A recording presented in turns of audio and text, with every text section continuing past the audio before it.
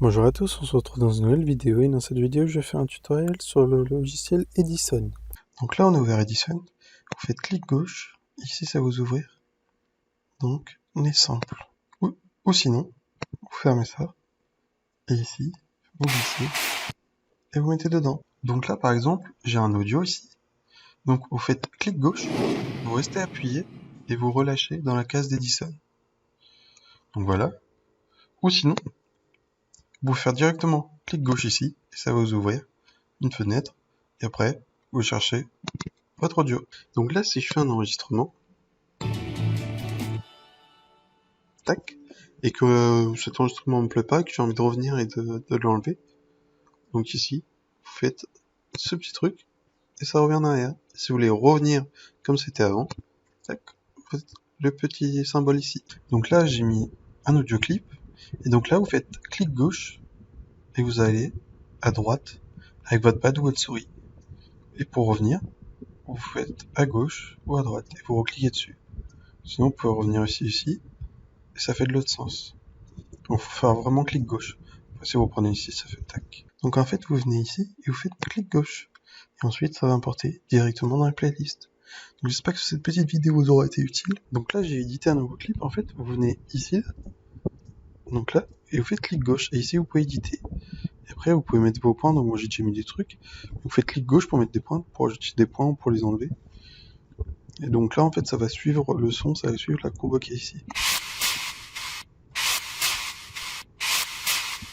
Donc là, j'ai un audio clip. Donc là, je vais dans Run, je vais dans Amp. Ici, vous avez Volume. Ici, vous pouvez augmenter. Par exemple, ça va augmenter le son. Donc vous allez sur Run, vous faites clic gauche, Amp. Et ensuite, vous diminuez le son. Et donc là, ça va diminuer le son. Donc ici, on a fort, et ici, on a le temps. Et en fait, ici, vous pouvez changer le temps d'enregistrement. Donc Forever, c'est pour toujours jusqu'à temps que vous avez de l'espace sur votre disque dur. Ici, c'est 1 minute, 3 minutes, 10 minutes, 30 minutes, 60 minutes. Ici, c'est en mégabits. Donc 50 mégabits, 100, 200, 500 et 1 giga. Et donc là, vous pouvez changer si vous voulez faire plus ou moins des longs enregistrements. Donc ici, tout d'abord, on va se mettre sur On Play. Ici, on va faire un enregistrement. Donc là, il y a un qui se fait, parce que j'ai pas mis sur Play. Et ensuite, si par exemple je mets sur Play mais qu'il n'y a rien, pardon, tac, ça va rien jouer. Ça va juste mettre un petit marqueur. Et si je rejoue, ça va remettre un petit marqueur, mais du coup, il y aura rien qui va jouer. Alors que si je vais là, tac, ici on a un son, si je revais, ici on a un deuxième son. Donc ce qui est bien, c'est que ça met directement les marqueurs pour délimiter aux enregistrements. Alors que si on met sur Input,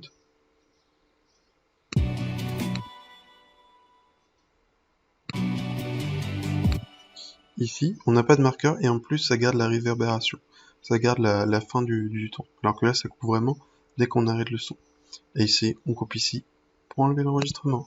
C'est-à-dire que là, on va se mettre en Input et ici, on va faire un enregistrement.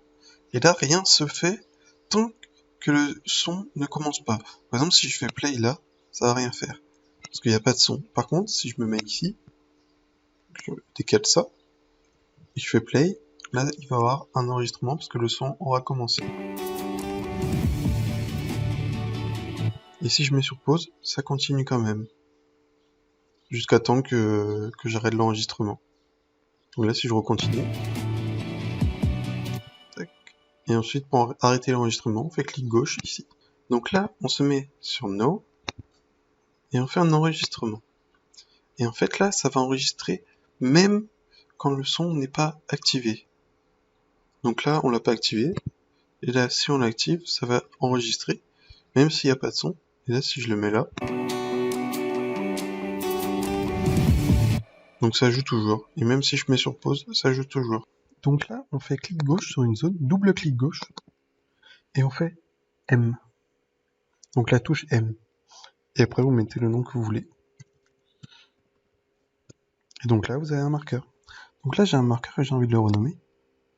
Donc je viens ici, je fais clic gauche, et ensuite je fais Rename All. Sinon, vous pouvez faire CTRL plus F2. Et là, vous faites Rename All. Et là, vous marquez donc ce que vous voulez. Vous mettez ça. Là, vous faites clic gauche, Ici vous avez display. Ici vous pouvez changer la couleur. Donc là, par exemple gris. Ensuite, vous pouvez changer aussi la qualité. Donc là, ça va être quelque chose de plus pixelisé, alors qu'ici, ce sera beaucoup plus net. Ce sera beaucoup moins pixelisé en fait. Donc ici, vous avez l'option Get Notes. Donc en fait, ça va permettre, si on fait à droite ici, et qu'on fait clic gauche, ici en fait, ça va être un seuil de décibels. En fait, ça va être supprimé, ça va mettre en silence tout ce qu'il y a dans le vert là. Donc on va exagérer. On va faire comme ça. Et ici, si on fait clic gauche, donc ça va mettre en silence tout ce qu'il y a dans la zone verte. Donc ici, on a un autoclip que j'ai inséré.